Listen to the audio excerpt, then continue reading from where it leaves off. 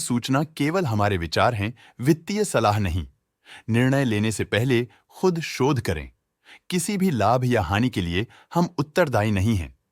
आज हम देख रहे हैं गुजरात अंबुजा एक्सपोर्ट्स लिमिटेड के 2024-25 Q2 की consolidated financial performance. Starting with the sales, पिछले क्वार्टर से सेल्स में 3.14% का इंक्रीज हुआ है, मगर कंपनी ने पिछले साल के मुकाबले 0.82% का सेल्स इंक्रीज रिपोर्ट किया। Expenses 3.04% quarter on quarter increase हो गए हैं, जो साल भर का 0.24% के राइज के साथ अलाइन करता है। क्वार्टरली एक्सपेंसेस के कंपैरिजन में सेल्स इंक्रीज होना दिखाता है कंपनी ने अच्छा परफॉर्म किया। ईयरली कंपैरिजन दिखाता है कि कंपनी ने इस साल अपनी परफॉर्मेंस में सुधार किया है। ऑपरेटिंग प्रॉफिट, जो पिछले साल के कंपैरिजन में 6.52% up high quarter on quarter around 4.06% increase हुआ। Operating profit margin OPM annual basis पे 0.52% से इंक्रीज हुआ है, मगर क्वार्टरली ऑपरेटिंग प्रॉफिट मार्जिन 0.09% से इंक्रीज हुआ है। एक्सेप्शनल आइटम्स को ऐड करके अदर इनकम पिछले क्वार्टर के कंपैरिजन -31.53% गिर गई, बावजूद इसके कि ईयरली डिक्लाइन -53.21% है।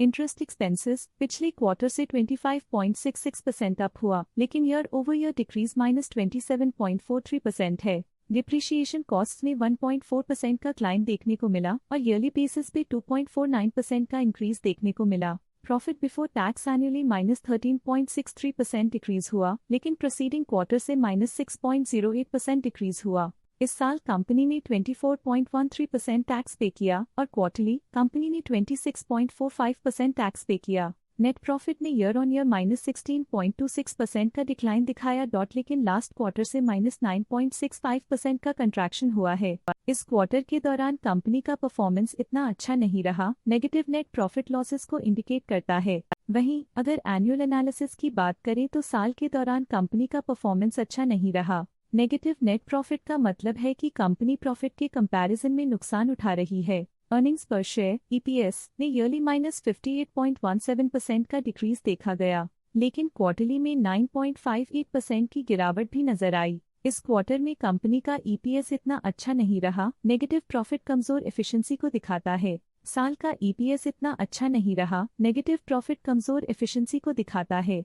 गुजरात अंबुजा एक्सपोर्ट्स लिमिटेड के फाइनेंशियल स्नैपशॉट को रिव्यू करते हुए कुछ मुख्य ट्रेंड्स सामने आए हैं, जो कंपनी की परफॉर्मेंस पर रोशनी डालते हैं। सितंबर 2021 से सितंबर 2024 तक गुजरात अंबुजा एक्सपोर्ट्स लिमिटेड की फाइनेंशियल जर्नी में सबसे पहले बात करते हैं सेल्स की। सितंबर 2021 से सितंबर 2024 तक गुजरात अंबुजा एक्सपोर्ट्स लिमिटेड की सेल्स में उतर चढ़ाव रहा, जो 5064.56 करोड़ से डिक्रीज होकर 4863.27 करोड़ हो गई।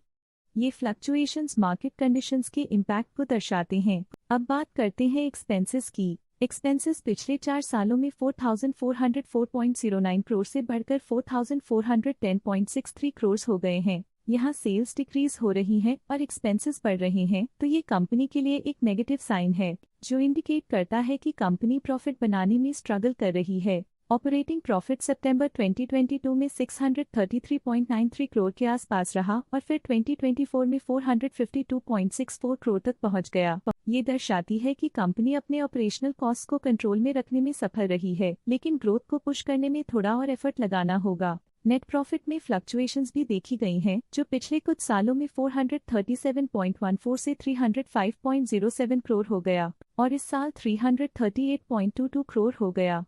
ये कंपनी के एक्सीलेंट परफॉर्मेंस को इंडिकेट करता है। नेट प्रॉफिट में गिरावट के साथ EPS भी डिक्रीज हो गया, जो 19.4 से गिरकर 9.57 हो गया। ये डिक्लाइन कंपनी के फाइनेंशियल हेल्थ के लिए एक कंसर्न है। ये negative performance Gujarat Ambuja exports limited के लिए एक वेकअप कॉल है, जो कंपनी को अपनी स्ट्रेटेजिक प्लानिंग और फाइनेंशियल मैनेजमेंट को सुधरने की जरूरत को हाईलाइट करती है, ताकि वो अपने लॉसेस को कंट्रोल कर सके और फ्यूचर में स्टेबिलिटी और ग्रोथ को टारगेट कर सके। आज के लिए फाइनेंशियल सेक्टर में इतना ही। देखने के लिए धन्यवाद।